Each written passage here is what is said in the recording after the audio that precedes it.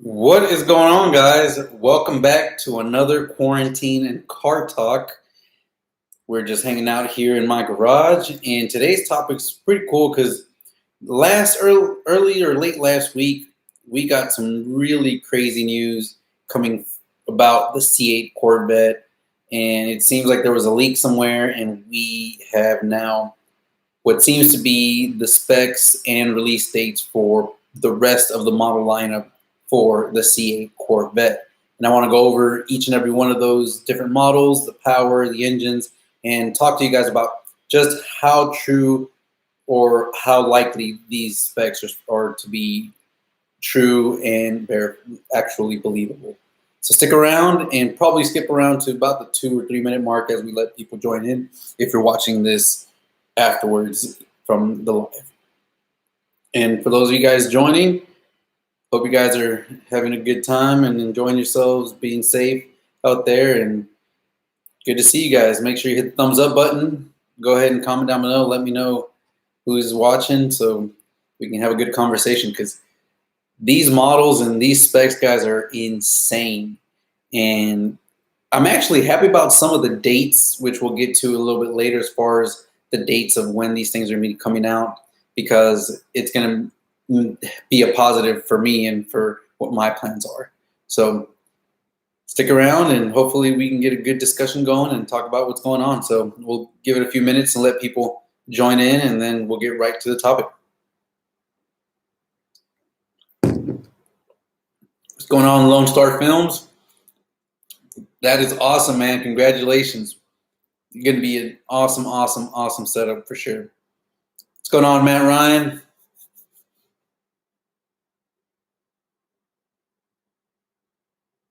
Guys, make sure you hit the like button. It helps Facebook share this live stream to a lot more people as well. So hit the thumbs up button and go ahead and keep commenting. The more back and forth we have, the more likely YouTube is to recommend the live stream. Well, we got 6 people on. That's awesome. Give it a few more seconds and then we'll go ahead and dive right into today's topic. And you guys can see the weld wheel in the back with the new drag radials. Man, this thing hooks really awesome. And we'll talk about that later on in today's live.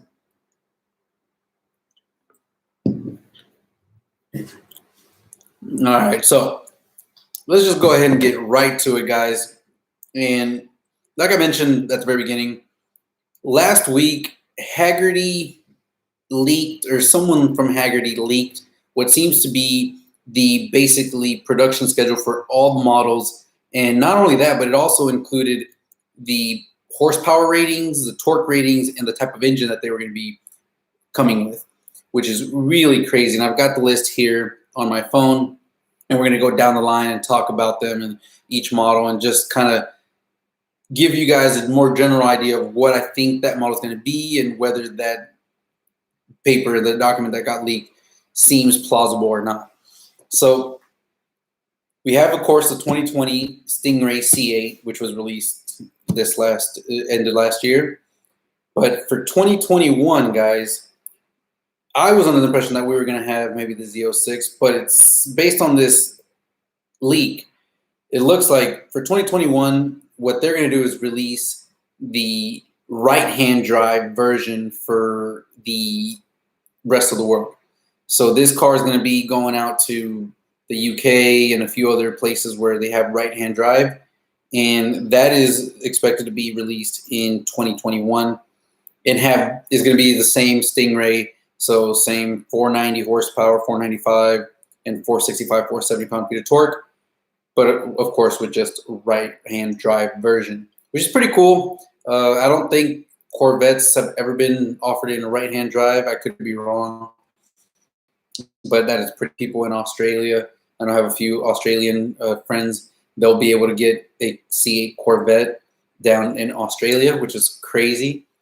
But the good thing I like about this is they're basically just not, they're going to keep this C8 Stingray train rolling to try to sell more Stingrays, of course, with this whole situation we're currently in. They got the plant shut down, and so a lot of the 2020 orders are going to be pushed to 2021, which makes a little bit of sense in terms of why they're not going to release the Z06 in 2021.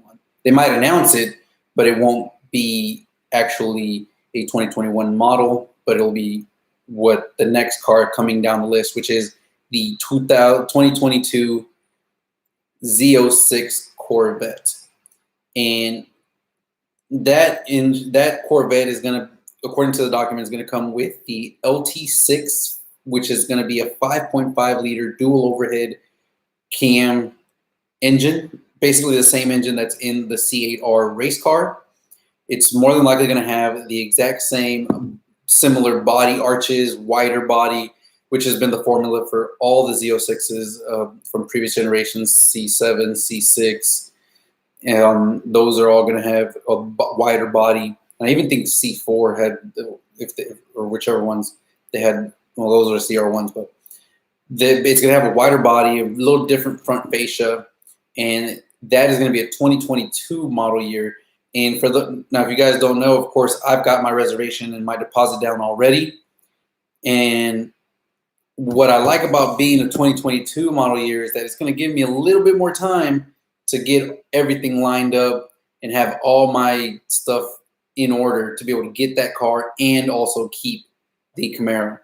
Now, if this would have been a 2021 model and I would have had to decide next year whether to get the C06 or keep the Camaro, it might have been a difficult choice, and I would have had to pick between one or the other. But the fact that it's 2022 is going to give me that extra cushion to be able to just possibly keep both. So fingers crossed with that, and I'm excited about that. And the crazy thing that it says is that this engine, the LT6, is going to arrive with 600 horsepower and 470 pound-feet of torque. Now, we're used to the V8 cam, single cam LT engines that GM has always released. And those engines are kind of like the LT1 here, really torquey. They can generate a lot more torque, and therefore they usually end up having about the same horsepower number as torque for across the board. I mean, you had it with the Z06, which is 650 horsepower, 650 pound-feet of torque, and so forth.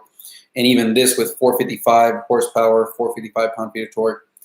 That's what the single camshaft in the block allows you to have, that extra high torque.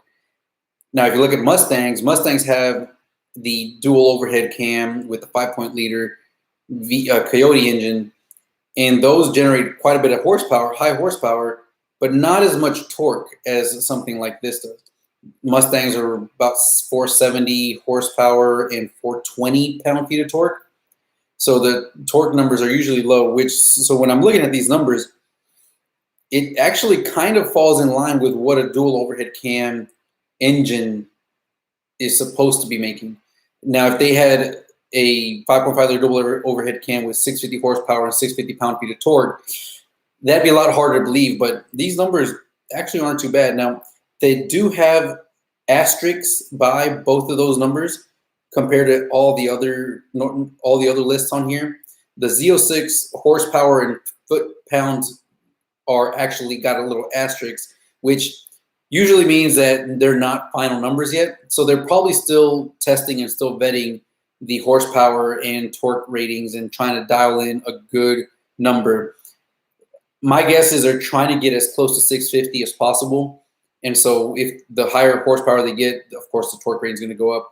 So if they can get to the 650 horsepower range, then definitely these numbers are going to be a little bit higher. But it sounds like at minimum, they're able to at least get 600 horsepower and 470 pound-feet of torque from the dual overhead cam engine with the 5.5 liter for the Z06. And that is coming in 2022. So that is exciting. I am looking forward to that. And just thinking of the Chris and all the aftermarkets that's going to be available, the first thing is if we can get E85 in that thing and be able to increase that torque number just slightly with E85 and some more timing. Of course, tuning is going to be a little difficult, but maybe there's a way to, just how they have timing retard boxes, maybe there's a way that we can use the box to add timing, so and vice versa, without having to change the tune.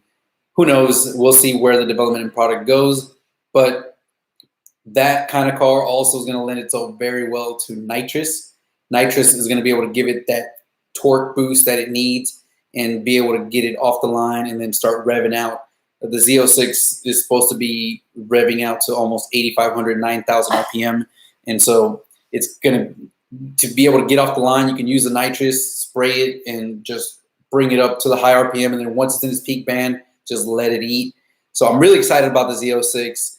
And the fact that it's a 2022 model, even better, because that, again, gives me time to save my monies and move things around and possibly be able to keep both the Camaro and that car. So I'm really excited about that one. And then here's where things get really interesting, guys, because the next year in 2023, there's going to be apparently the announcement of the Corvette Grand Sport, which historically has always been just the Z06 body with the base Corvette engine and a couple of the Z06 suspension parts. So looks like they're going to be going very different route with this and actually using the same C8 Stingray LT2, but they're going to have a hybrid system. So that is going to be interesting. I'm not sure how that is going to be designed, but I'm assuming it's going to be maybe a couple motors mounted to the front axle, and you're going to be able to have the torque assist of the hybrid to be able to get off the line faster or whatnot.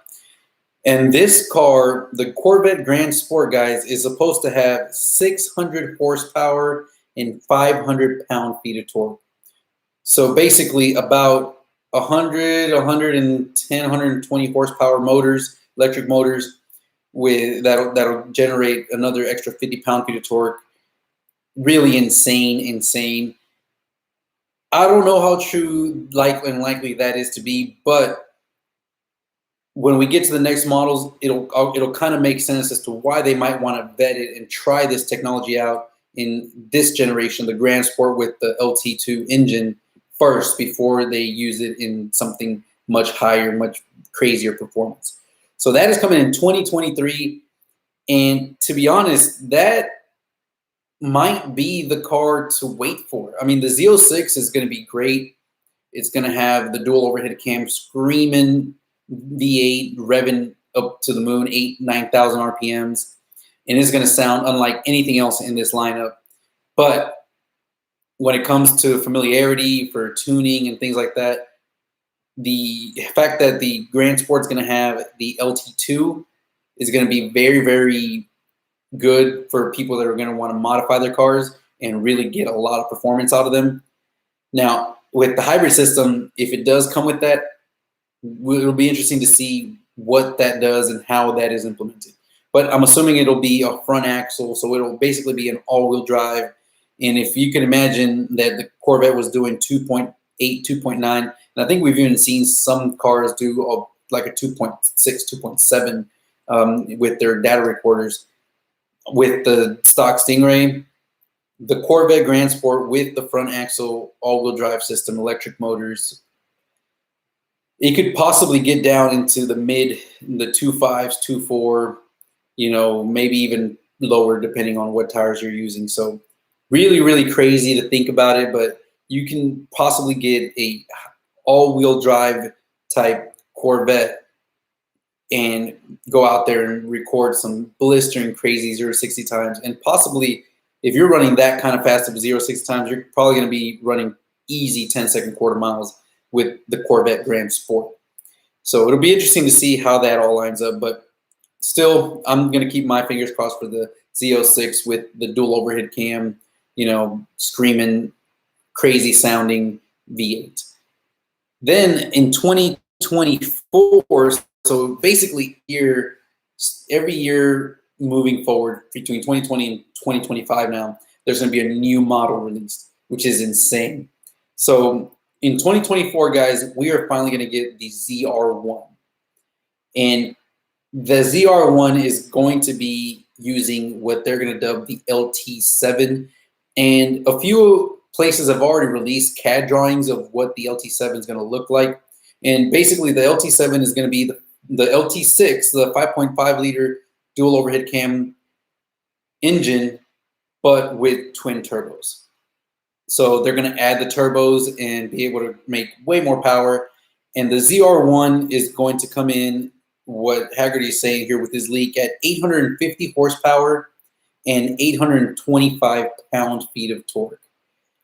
That is insane. Now, just for reference, the current C7 ZR1 makes 755 horsepower and 700 and something pound-feet of torque.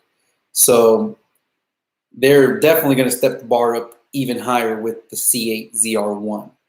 And you're probably asking yourself, where are they going to go from here? Like, what else can they do?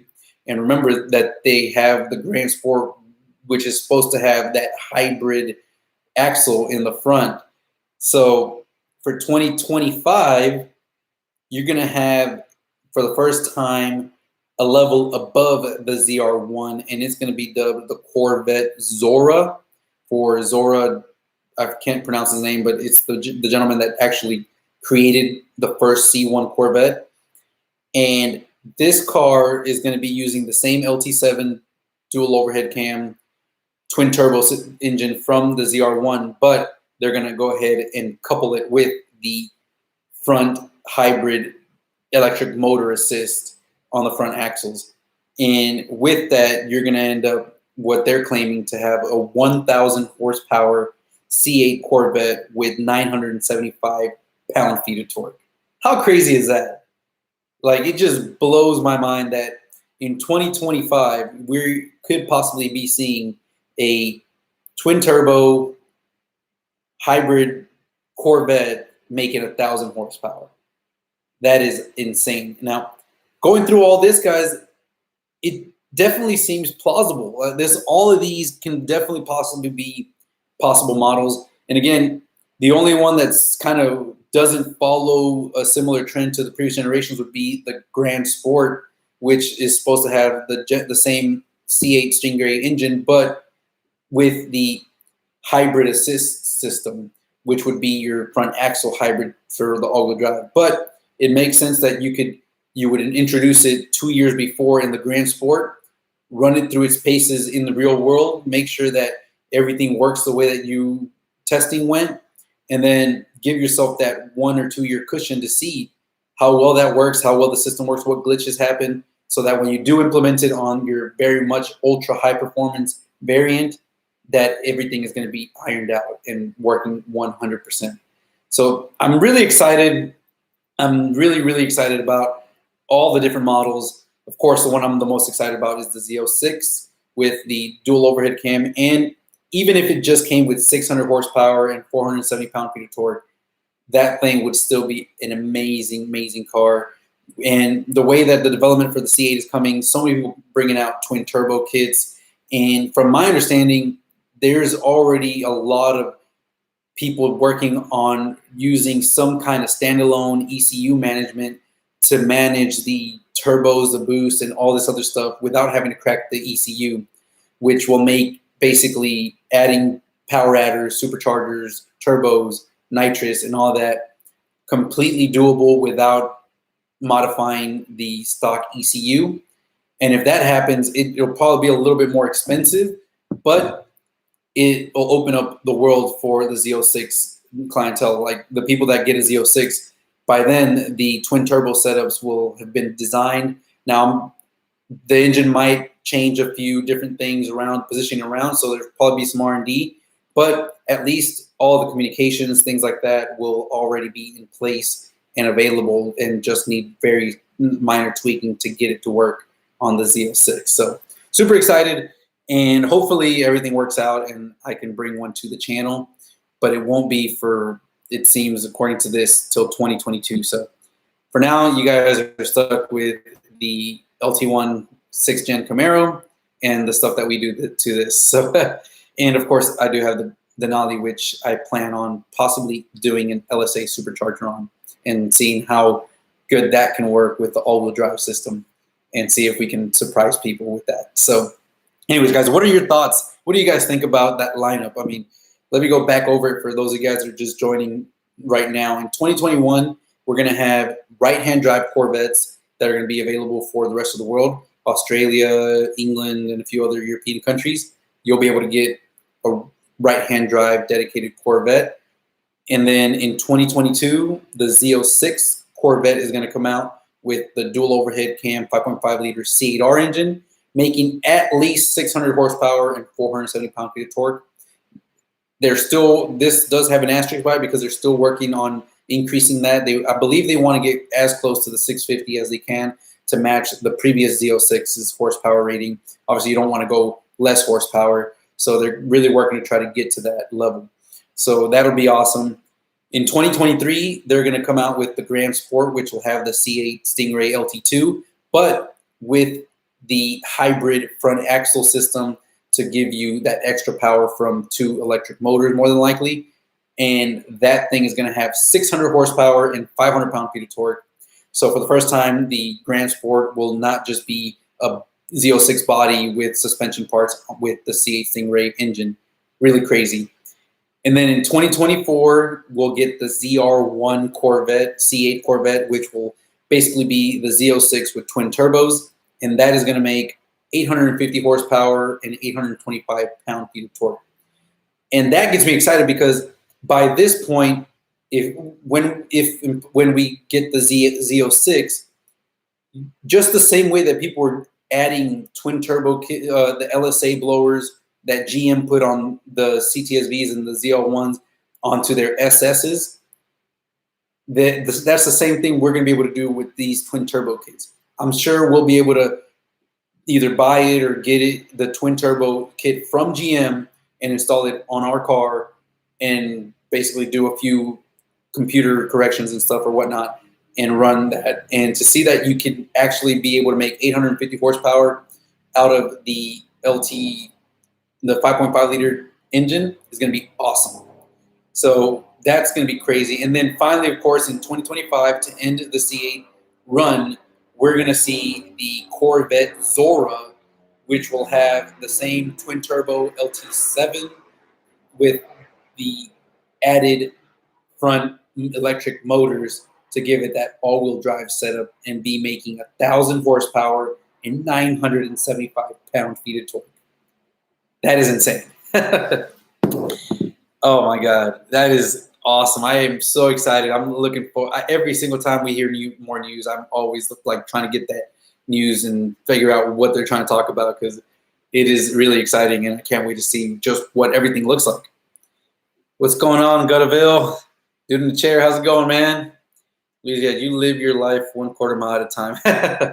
Hey, you got to live your life to the fullest because this is all we got, man. But anyways, enough talking about the C8 Corvette and all the crazy things that are going to be coming up in the next few years. Let's talk about this thing back here, the Camaro. And if you haven't seen today's video, I was able to finally get the drag radials put on the car. So it's got brand new ET Street Rs. And I was running low on my nitrous. This would have been the 3rd day of me testing.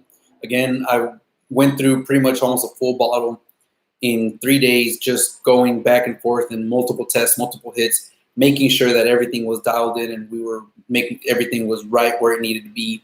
So we did the testing and the car did not disappoint. From 2nd gear, you can, on the nitrous, this thing will hook and go. And from a 40 roll, I'm sure it could probably even hook and go from a 50 roll and just take off in 2nd gear. Just amazing, amazing, amazing. Feels really crazy. It did 4.5 seconds, I believe, 40 to 100 miles an hour, and which was way faster than before where we were doing it in like the mid 5 seconds with the 100 shot. So crazy, crazy acceleration. And from a dig, I didn't do a burnout and heat up the tires. I'm sure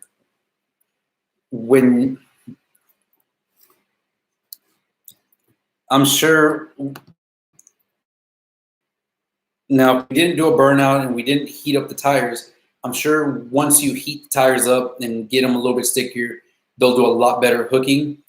And that's when we're going to be able to really see the test of what these axles and the driveline has for power-wise. But NA from a dig did really great. Didn't spin at all. It spun a little bit, but not bad at all, and ran great. So from a dig, I can run really well. On Nitrous, it should be just the same.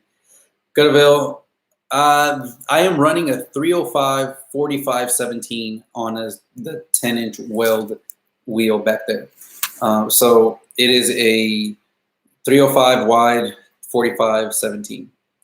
I know I've seen people do like a 275 50 to get like a taller, fatter tire, but the 305 45 works great. And it feels good. The car feels amazing, runs strong. We did do a nitrous pull in a quarter mile, and it trapped about 3 to 4 miles faster than NA, compared to NA at 131 miles versus 128 miles with it NA. But again, the bottle was very low. I believe it probably sprayed the first couple gears and then kind of just died out. Even when I got home and I was purging the line to try to get more nitrous out, it was gone completely. And so basically that's what happens when you test for 3 days straight and nitrous after nitrous. I probably sprayed that car for over, it's about 5 to 6 seconds every single time I was spraying. And just within the first day, I sprayed it about 6 times for a total of, let's average about 6 seconds each time.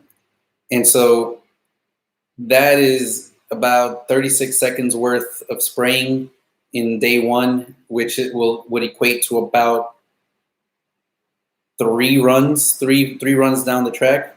And then the second day that I tested, we were out there spraying from a dig, spraying, multiple gears, and it probably sprayed a total of another, 10 times that day. So that was another about, let's say, 4 or 5 passes down the track. And then I tested it the last day, and it worked great for another about 20 seconds. So another pass and a half, 2 passes. So one 15-pound bottle will probably last me at least 2 times to the track, or one weekend if I go to the track and then maybe run it and test it and do some runs in the street. So pretty cool. Definitely going to be looking into trying to get another bottle, and or going the route of finding a way to get a mother bottle and doing my own nitrous fills. That'll be the fastest way to do it and the cheapest, more economical way of doing it.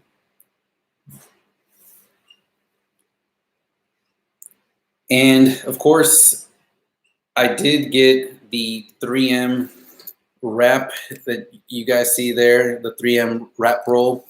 So I am going to be doing the wrap design on this car, and I can't wait to try it out. It'll be my first time doing it on big, large sections. I'm hoping it'll be easy, and I'm hoping it'll work well. I've got a few things, and I'm missing a couple of things that are getting here this week. So hopefully by next week, I'll get started on the project, and I'll be showing you guys what I decided to go with and how it ends up looking. But overall, I think it's going to be pretty cool.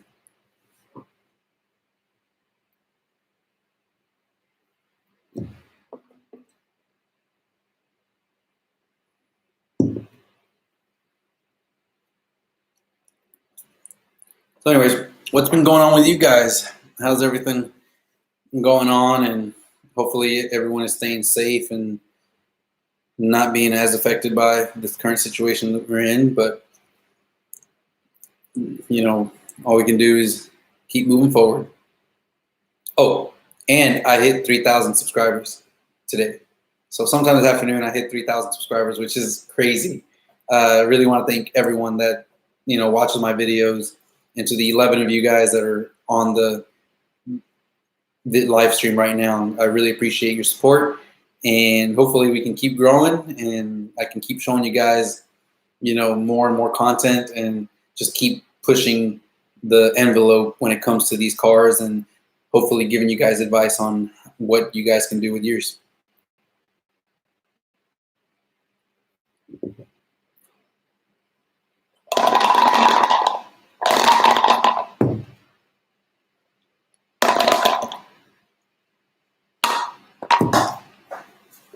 719, thank you so much, man.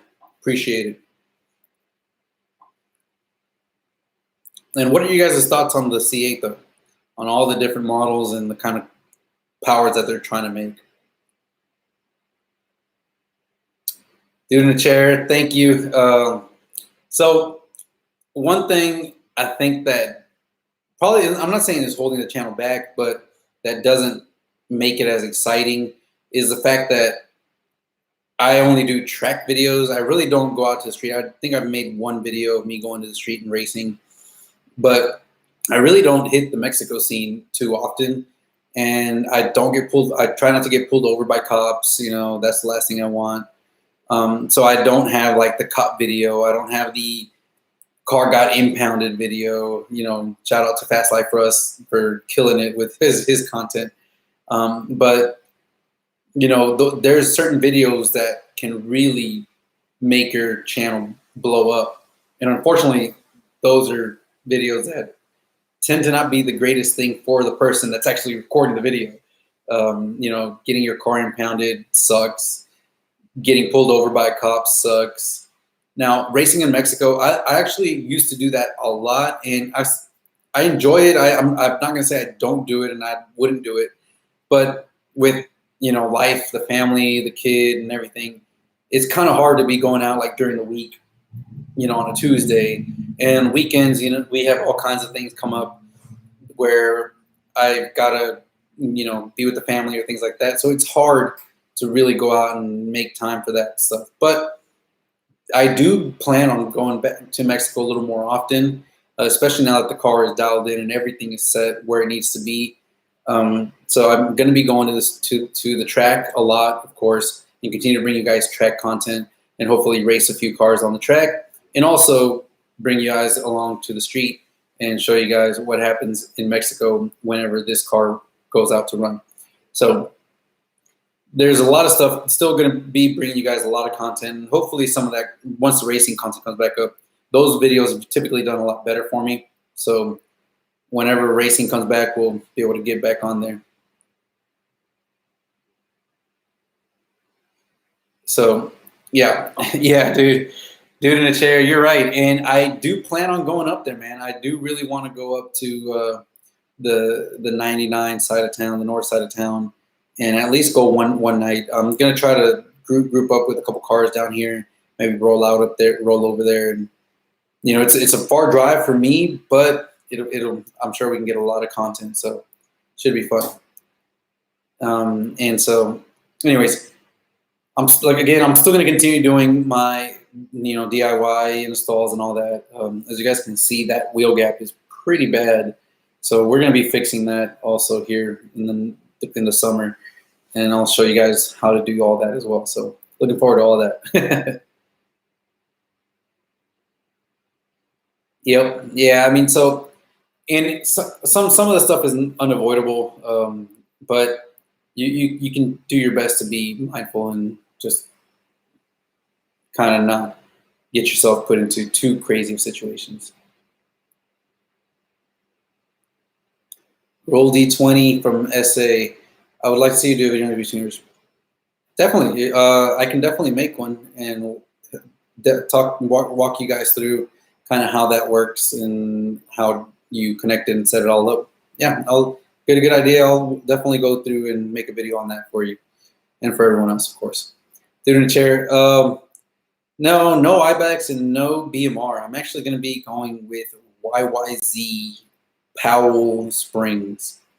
They're very pricey, but they got a lot of data and a lot of, I'm a big, obviously from an engineering perspective, I love information, I love numbers, and they've got a lot of studies, a lot of testing behind their springs, and they claim that they can help not only on a racetrack, but also on a drag strip with weight transfer a little bit better. So, and also maintain very, very good ride height or ride quality. So definitely going to be trying those out and giving everyone a review on that. Many people get them, and understandably so. You can get iBox for like $200. Those are $400. So a little pricier, but if they actually perform and help the car launch and grip and have the weight transfer happen, then, you know, they'll be definitely worth it for someone looking to try to go faster with their car. So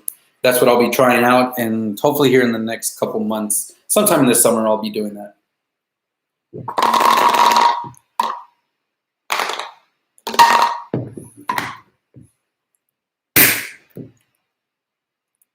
But that's pretty much all I have for you guys today. Unless you guys have any other questions, I'm open for a little while. If not, then, you know, we can kind of just leave this here and hope to see you guys sometime this week. I'm not going to be able to do as many of these quarantine live talks every day, but, you know, I do plan on trying to do a talk, a live chat at 9 o'clock every other day, or at least once a week for sure. 719 says, did you see where you can attach a neon light to your purge to add color to the nozzle? And then the use of a heater for the bottom. Yes, so I actually had 719. That's pretty cool. So yeah, so actually on my G8 I had Nitrous installed on that, and for the purge system on the G8 I had an LED light that was wired into the purge relay, the purge solenoid as well, and actually would go ahead and turn on when the purge was going to give it that purge light.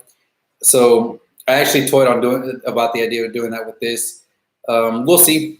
It's really not hard at all. You just got to get yourself an LED light, a couple wires, and then just tap them into the power and the ground on the purge solenoid. Very, very easy, super simple. That's something that I'll look into. Right now, I'm actually in the process of looking at changing the way the purge vents on the car, and I'm looking at trying to see how I can go about and have it do a dual purge out of the front hood on the 2019s, how it has that one middle vent.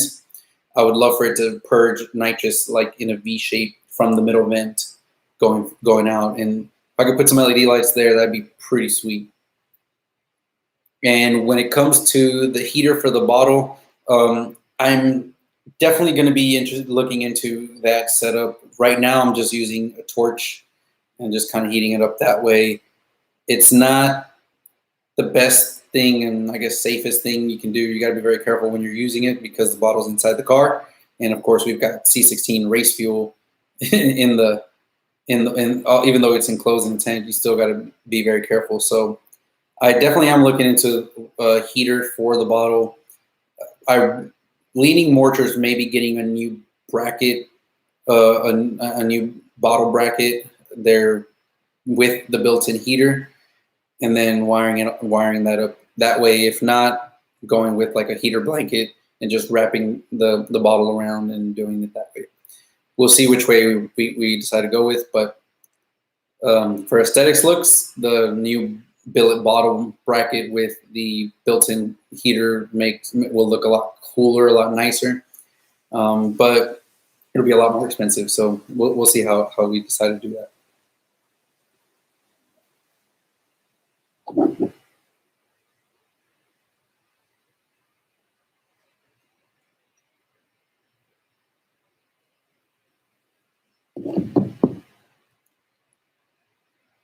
All right. Well, if anyone has any other questions, if not, that'll be it for me today, guys. I hope you guys enjoyed the content and the information about the C8 Corvette. And I do have a 1-year ownership follow-up transformation video where I basically discuss everything I've done to this car in the last year, from cosmetics to performance-wise. And that video should be coming out on Wednesday. Pretty cool. Basically going to walk you guys through everything that I've done to this car in just 1 year and where we kind of want to go from here. So hope you guys have a good one. Enjoy yourself. Stay safe. And I'll catch you guys the next live video.